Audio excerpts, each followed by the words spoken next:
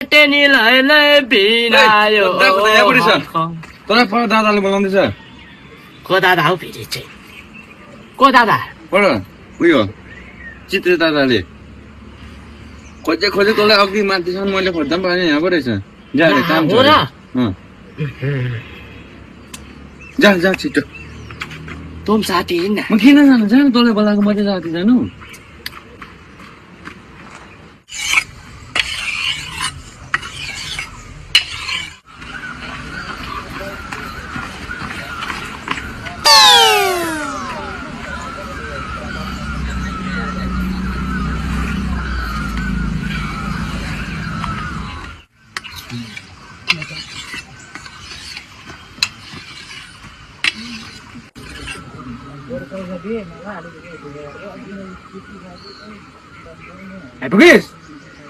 आइपुगे बोलाउनु भएको थिएछ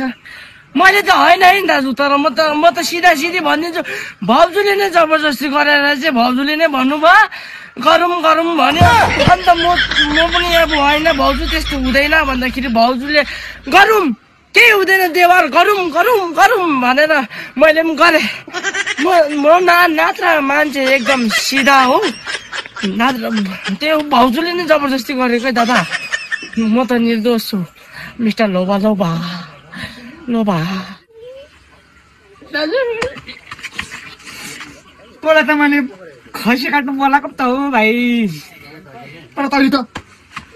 भाउजूसँग गरेको थिएन भाउजूले गर्दा गरेको थिएँ भन्छस् के गरेको भन्छु त के गरेको थिएन दाजु मिस्टर लोभा लोभा भाउजूसँग के गरेको थिएछ भन्छु र भन् होइन बाबाकोले गर्दाखेरि मुख फुस्किया गयो नि दाजु भन्छस् कि केही गरेको छैन दाजु